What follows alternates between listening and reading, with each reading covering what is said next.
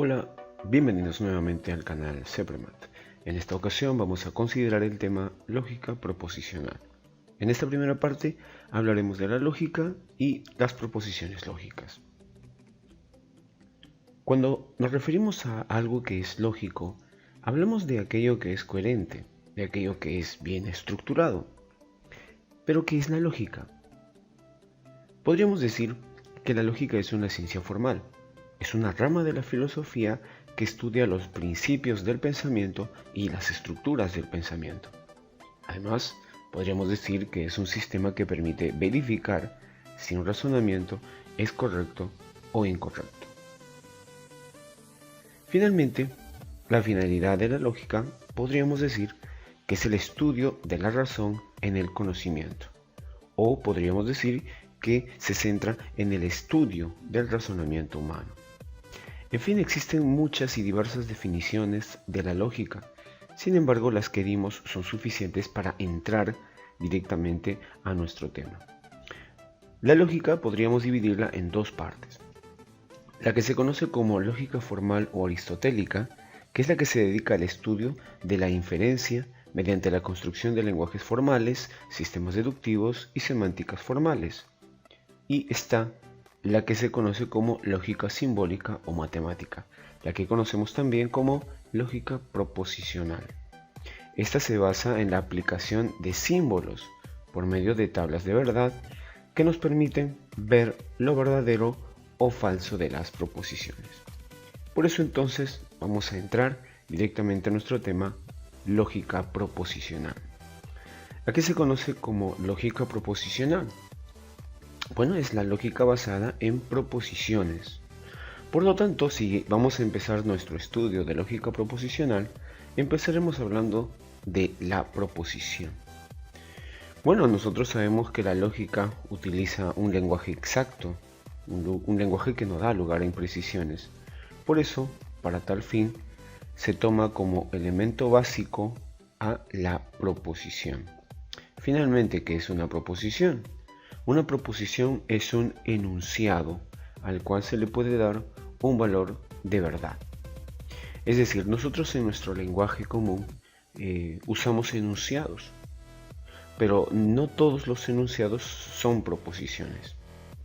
¿Cómo sabemos si un enunciado es una proposición? Porque justamente se le puede dar un valor de verdad. Es decir, se puede decir de él que es verdadero o que es falso. Vamos a poner unos ejemplos. La expresión, el enunciado, París es la capital de Francia, ¿podría llamarse proposición? Pues sí, es una proposición. ¿Por qué es una proposición? Porque le podemos dar un valor de verdad. Podemos saber si París es la capital de Francia. Bueno, y nosotros sabemos que es verdad. Finalmente, entonces, es una proposición. No por el hecho que sea verdad, sino por el hecho que podemos definir si es verdad o falso. Veamos otro ejemplo. Roger Federer es el mejor tenista de la historia. ¿Será una proposición? Pues sí, es una proposición. ¿Por qué? Porque nosotros le podemos también dar un valor de verdad. Los que amamos el tenis sabemos que el señor Roger Federer es precisamente el mejor tenista de la historia. Así que es una proposición verdadera. Veamos otro ejemplo. Machu Picchu está situado en Bolivia. ¿Será una proposición? Claro que es una proposición, porque podemos saber su valor de verdad. En este caso, su valor es falso. Bueno, sabemos que Machu Picchu realmente está en Perú, en Cusco. La expresión 2 más 2 igual a 5. ¿Será una proposición? Claro que es una proposición. Sabemos si esto es verdad o falso.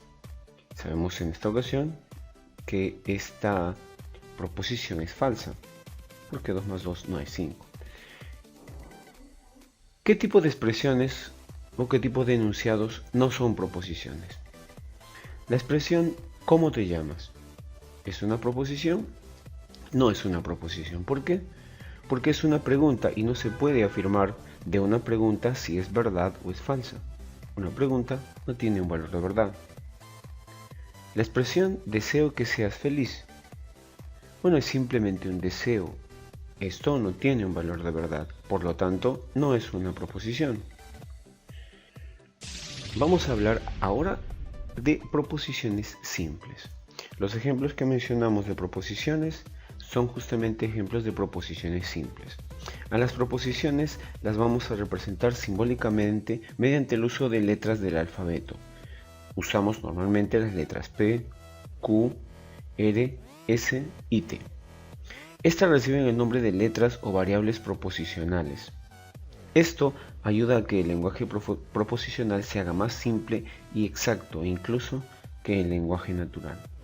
En los ejemplos que hicimos, por ejemplo, París es la capital de Francia, podríamos llamarla a esta proposición la proposición P. A la proposición Roger Federer es el mejor tenista de la historia, podríamos llamar la proposición Q. Y a la proposición 2 más 2 igual a 5 podríamos llamar la proposición R. Es decir, vamos a llamar a las proposiciones simples como letras minúsculas del alfabeto. Así que cada letra representa una proposición simple. La lógica proposicional, por lo tanto, decimos que es la lógica que estudia la formación de proposiciones complejas justamente a partir de estas proposiciones simples y el valor de verdad que tienen estas proposiciones. ¿Cómo? Vamos a hacer un esquema que pudiera ayudarnos a entender mejor esta situación. Cuando hablamos de proposición, resulta que decimos de aquellos enunciados que tienen un valor lógico, un valor de verdad. Ese valor de verdad puede ser verdad o puede ser falso. Una proposición puede ser una proposición simple o puede ser una proposición compuesta. Una proposición simple es una proposición que no tiene conectivos lógicos. Una proposición, por ejemplo, es Tania es alta. Tan simple como esa. Una proposición que no tiene ningún conectivo lógico. Una proposición compuesta, en cambio, es una proposición que sí usa conectivos lógicos que nosotros vamos a conocer más adelante, que pudieran ser y, o, entonces y otras más. Por ejemplo, Matías es doctor y Lorena es modelo. Aquí tenemos dos proposiciones simples unidas por un conector lógico, que en este caso sería la letra I. Bueno, entonces, ¿a qué llamamos proposiciones compuestas? Proposiciones compuestas son aquellas proposiciones que están formadas por dos o más proposiciones simples.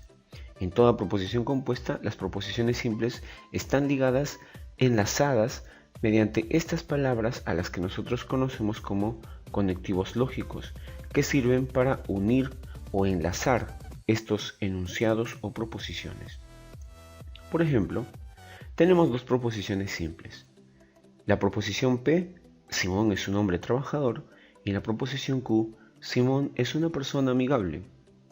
Se puede generar una proposición compuesta que integre las dos ideas, que pudiera ser Simón es un hombre trabajador y es una persona amigable. Notamos que aquí existen dos proposiciones simples, P y la proposición Q. Al estar enlazadas por este conectivo lógico I, nosotros decimos que es una proposición compuesta. Los conectivos lógicos son justamente palabras que vinculan estas proposiciones simples y la idea es comunicar algo más complejo. Los conectivos lógicos están identificados con un símbolo especial y un nombre que representa la función que ellas desempeñan. Vemos un ejemplo. Ana Paula se va a Barranco o se va a Miraflores. Tenemos dos proposiciones simples. La P, que es Ana Paula se va a Barranco, y la proposición Q, que pudiera ser Ana Paula se va a Miraflores. Dos proposiciones simples que al estar unidas por ese conectivo lógico O, se convierte en una proposición compuesta. En la expresión, si saca 15 en su examen, entonces aprueba el año, identificamos también dos proposiciones simples. Saca 15 en su examen y aprueba el año. Si las unimos con este conectivo si, entonces, se convierte en una proposición compuesta. En la expresión José es un buen hombre, y una persona amigable, identificamos también dos proposiciones simples, P, que es José es un buen hombre, y Q, que puede ser José es una persona inteligente. Al estar unidas por este conectivo lógico y se vuelve una proposición compuesta. Por lo tanto, notamos que los conectivos lógicos realmente enlazan dos o más proposiciones simples para formar una proposición compuesta. Nosotros en nuestro estudio vamos a considerar varios tipos de conectivos lógicos.